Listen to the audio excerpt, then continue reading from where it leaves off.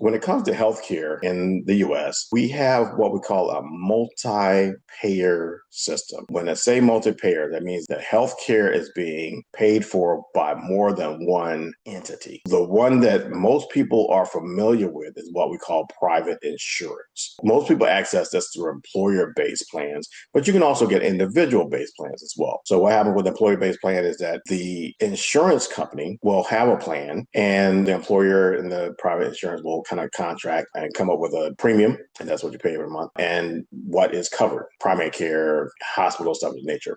And long story short, what happens is that basically while you're there, that your employer will give you the option of signing up for that insurance plan. You'll pay a premium, but your premium is actually discounted because the employer pays part of the premium. This is what I think most people are familiar with. This is private insurance-based model. One of the things about it is that those premiums go up. Both the employee and the employer are paying it, and that becomes an issue sometimes because, of course, it's taken from the bottom line of the employer, and of course, for the employee, it takes away from what you can take home. You sign up for the private insurance, you get the card, take the card to your doctor, and your doctor will bill that insurance company and pay the doctor. Now, a lot of times they'll have co-pays or deductibles where you have to pay, even though you paid that premium to get the healthcare insurance. Even when you go to a doctor, or you go to get labs, or you go to get some imaging, you still may have to pay a portion, what they call a copay, and that could be $5, it could be $50. So it's whatever's set up there. Then you have government programs, which are programs such as Medicare, Medicaid, and even the VA. So Medicaid is known as insurance for the poor, for lack of a better word,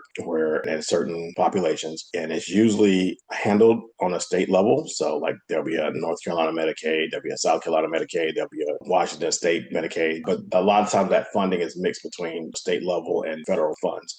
Medicare is for the elderly and some disabilities as well, primarily known as insurance you get when you turn 65. So that's a government-backed plan, and so that pays for care as well. Less known ways to access healthcare or how healthcare is financed is what we call out-of-pocket spending, which means you can take your money, go to a doctor or a medical practice, and you just pay directly. You ain't got no insurance, you ain't got no Medicare, you ain't got no Medicaid, you just go and pay for it. Sometimes you just pay a la carte. This actually is a way that some countries, that's how you access healthcare. You really have to put your money up front before you get care. And then there's charity or safety net programs, or like what we call free clinics. And then there's these things called FQHCs as well. So that's kind of a broad overview of how healthcare is financed in the US. It's a little complicated because, you're always trying to figure out like who's paying this bill or whatever. And then sometimes people are like, well, I got insurance, but I still got to pay out of pocket. It doesn't make any sense. But like, that's the nature of this. It's a very complex thing. Okay.